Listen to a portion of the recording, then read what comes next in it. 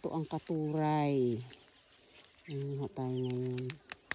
At gawin natin ensalada. Ito ay maganda para sa mga may high blood.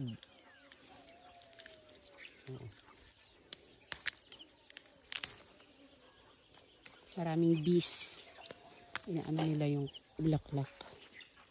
Sinisip-sip nila yung nectar. Ayun. Ang dami pa dun sa taas, oh. Ang dami.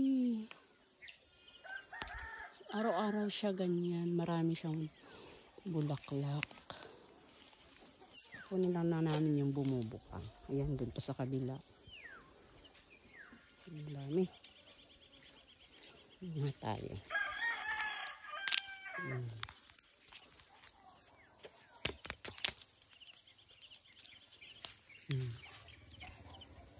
Ini marami sa taas.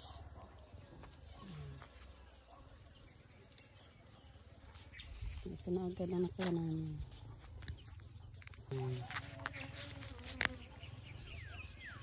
May bubuyog.